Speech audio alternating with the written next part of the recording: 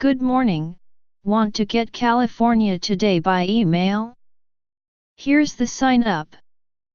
The Republican tax bill moving through Congress eliminates the deduction for state income taxes and limits the deduction for property taxes.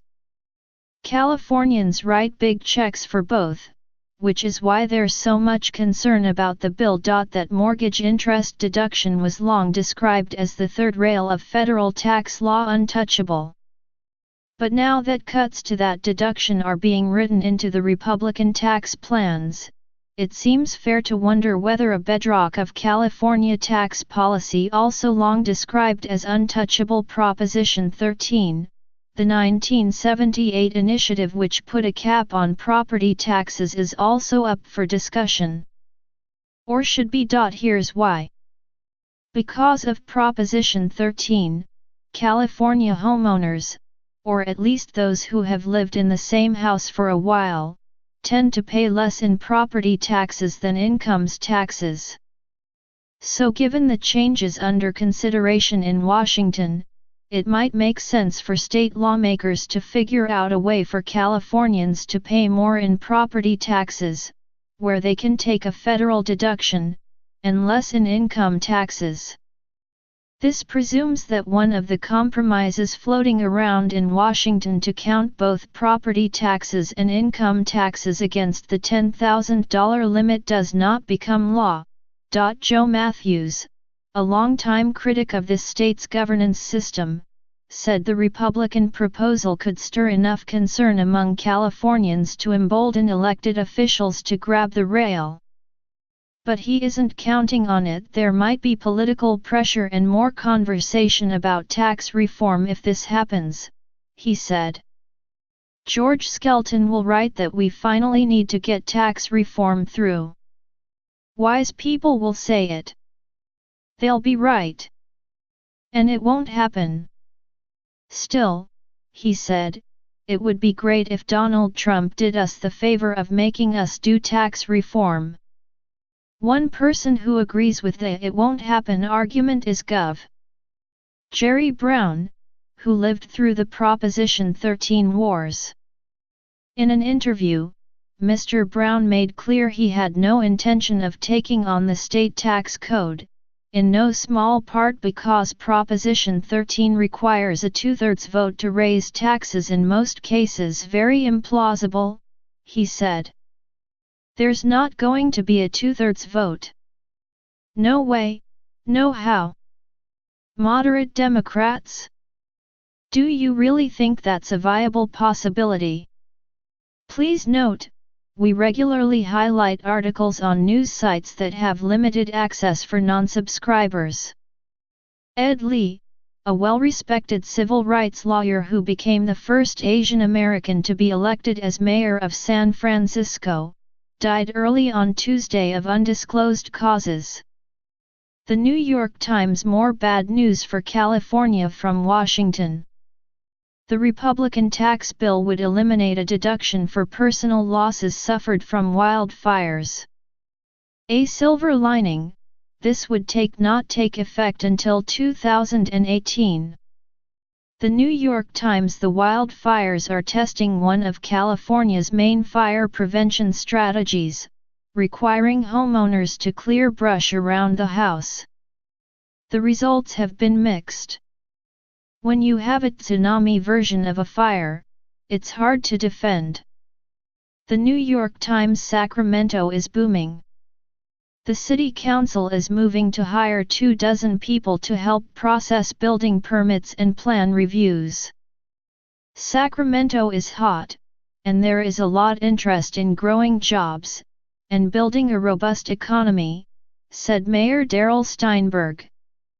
Sacramento, be sure, I'll sleep by the water heater. Garages, basements, and boiler rooms are being converted legally in big numbers into apartments in San Francisco. Pretty much every multi-unit building with crappy old storage rooms is taking a look at this. San Francisco Chronicle. A surfing icon is dead. Bruce Brown, 80, who made The Endless Summer, died on his ranch near Santa Barbara. Los Angeles Times. This is supposed to be the start of the rainy season in Los Angeles. But there's been no rain and none is expected anytime soon. Climate change has come to Los Angeles. New York Magazine. The fires have inspired the latest wave of California apocalypse essays. The pictures of the fires, and of the damage they have caused, have a terrifying, Dantean cast. It's hard to see them and believe that normal life is taking place anywhere nearby. The New Yorker. One way to understand the intermittent nature of the Los Angeles fires is to take a trip on Mulholland Drive. These fires are not impacting me physically. My home is fine, but they are really wearing me down mentally. New York Times. A rabbi who saw flames blazing near the Leo Beek Temple in Bel Air raced over to save its 8 Torahs, including one that had been rescued from a Prague synagogue during the Holocaust. The fire spared the temple. Orange County Register. The awards season has begun with the Golden Globe nominations. Big winners include The Shape of Water and The Handmaid's Tale. The ceremony is January 12. The New York Times. But admit it, what you really want to read about is who got snubbed. The New York Times. In case you were wondering just how politically fraught these times have become, consider this. A chocolatier from Oakland is now using a box of chocolates to protest President Trump's travel ban. It's a little 6-piece box, said Karen Urbanek, an artist who has been making hand-painted artisan chocolates for 7 years. I was just so chagrined at Trump's continuing attempts to keep out not just Muslims but anyone he doesn't like. We need more diversity, not less. I just wanted to make a statement about it. Her political protest takes the form of the out-of-country collection from her company, Flying Noir. There are chocolates representing Yemen, Syria, and Iran, each enhanced with ingredients paying homage to the country. Iran gets saffron and pistachios, Syria gets Aleppo chilies.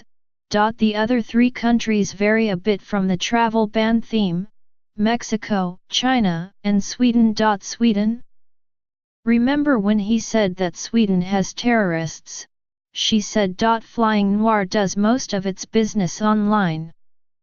This being the Bay Area, Ms. Urbanek enjoys a bit of a cult following. Her creation was the subject of a long article in Berkeley site. I haven't been given to making a lot of political statements, she said. But I sure felt I had something to say in a quiet way. California Today goes live at 6 a.m. Pacific Time weekdays. Tell us what you want to see. Today at NewYorkTimes.com. California Today is edited by Julie Bloom, who grew up in Los Angeles and graduated from UC Berkeley.